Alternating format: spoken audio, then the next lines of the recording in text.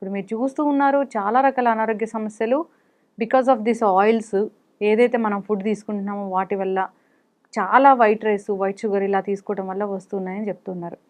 Diabetes అనేది ప్రతి ఇంట్లో ఉంటున్న సమస్య. ఏంటి అసలు ఎక్కడొచ్చింది తేడా అంటే మళ్ళీ ఇక్కడికే వస్తుంది. ఈ ఫుడ్స్ సరైన ఫుడ్స్ తీసుకోకపోవడం వల్ల అని. అంటే మీరు కాన్సెప్ట్ చాలా బాగుంది ఇది. అంటే దీనికి బీజం ఎక్కడ పడిందంటే ఏదో ఒక ఆలోచన, ఏదో ఒకటి మిమ్మల్ని మోటివేట్ చేసి ఉంటుంది. అది ఏంటి? అవునండి. ఇప్పుడు నేను పుట్టి పెరిగింది ఒక రైతు కుటుంబంలో.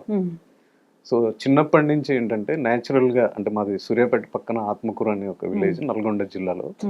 సో అక్కడ మా రైతు కుటుంబంలో ఏంటంటే ఏదైనా సెలవులు వస్తే కంపల్సరీ పొలం దగ్గరికి వెళ్ళి ఏదో ఒక దాంట్లో పార్టిసిపేట్ చేయాల్సి వచ్చేది. సో అలా నాకు అగ్రికల్చర్ అంటే న్యాచురల్గా ఒక ఇంట్రెస్ట్ ఏర్పడింది.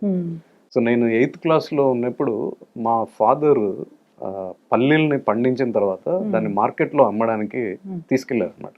జనరల్గా మా ఫాదర్ టౌన్కి వెళ్ళినప్పుడు పంట ఏదైనా అమ్మి వస్తున్నప్పుడు మాకు నోట్ బుక్స్, పెన్స్ ఇలాంటివి తీసుకొస్తుంటారు కాబట్టి ఆ ఉత్సాహంతో మేము ఎదురు చూస్తుంటాము. కానీ ఆ రోజు చాలా నిరుత్సాహంగా వచ్చారు, ఏది తీసుకురాలేదు. అది ఏంటి, ఎందుకు అలా తీసుకురాలేదు, అంత నిరుత్సాహంగా ఎందుకున్నావు అని నేను అడిగితే ఆయన ఒక మాట అన్నారు అనమాట.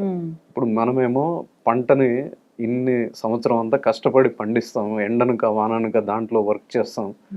ఇవన్నీ చేసి పండించిన తర్వాత మార్కెట్లోకి తీసుకెళ్తే ఆ ఖరీదారు ఏ రేటు చెప్తాడో ఆ రేటుకి మనం అమ్మేయాలి, మనకి ఇంకో ఆప్షనే లేదు.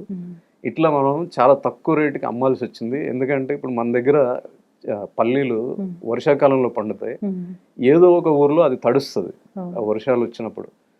అది తడిచింది అనే కారణం చూపించేసి అందరి మెటీరియల్స్ని తక్కువ రేటుగా కొనేవారు. సో అలా తక్కువ రేటు కొన్నారు. ఇది ఎప్పుడు మారుతుంది అనే క్వశ్చన్ నన్ను చేశాను. సో అది నా మైండ్లో అలా ప్రింట్ అయిపోయింది. సో అప్పటి నుంచి ఏంటంటే అసలు ఎందుకు ఇలా జరుగుతుంది అని నేను ప్రశ్నించుకోవడం మొదలుపెట్టాను. సో అలా నేను పెరుగుతూ వస్తూ ఉంటే తర్వాత నేను దగ్గరలో ఉన్న టౌన్లో సూర్యాపేటలో 9th 10th చదవడం జరిగింది. సో ఆ టైంలో నేను మా ఫ్రెండ్స్ ఇళ్ళలోకి వెళ్ళినప్పుడు మీ ఫాదర్ ఏం చేస్తారని నన్ను అడిగితే మా ఫాదర్ రైతు అని చెప్పినప్పుడు వాళ్ళు నన్ను రేట్ అడిగేవాళ్ళు.